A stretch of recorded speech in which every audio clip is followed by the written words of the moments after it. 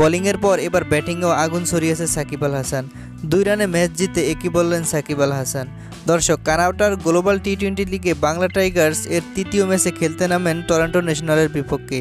এদিন সাকিব আল হাসান টসে হেরে আগে ব্যাটিংয়ের সিদ্ধান্ত নেয়। বাংলা টাইগার্স ব্যাটিং করতে এসে প্রথমে ওপেনিং ভালো শুরু করলেও পরপর 4টি উইকেট পড়ে গেলে চাপে পড়ে যায় বাংলা টাইগার্স।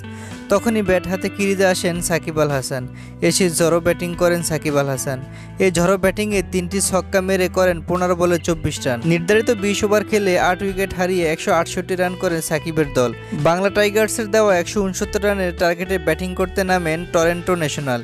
নিকোলাস ক্রিটনের দুর্দান্ত ইনিংসে জয়ের দ্বারপ্রান্তে পৌঁছে গিয়েছিল, কিন্তু 19তম ওভারে সাকিব আল হাসান বল করতে এসেই তাদেরকে সবকিছু লন্ডভন্ড করে দেয়। 19তম ওভারে বল করতে এসে সাকিব আল হাসান মাত্র 9 রান দিয়ে দুর্দান্ত ব্যাটিং করতে থাকা ক্রিটনকে আউট করে প্যাভিলিয়নে ফিরিয়ে দেন। শেষ ওভার করতে আসেন আলী খান। আলী খান বোলিংয়ে এসে নো বল ও হোয়াইট দেন। শেষ পর্যন্ত 2 রানের জয় পায় সাকিবরা। ম্যাচ জয়ের পর উপস্থাপকের করা প্রশ্নে সাকিব আল হাসান বলেন, এটা একটা ভালো ম্যাচ ছিল, দলের সকলেই দারুণ খেলেছে, আমি খুশি জিততে পেরে। শুরুতে ব্যাটিং কঠিন ছিল, শেষে আমরা ভালোভাবে সবকিছু সামলে নিয়েছি।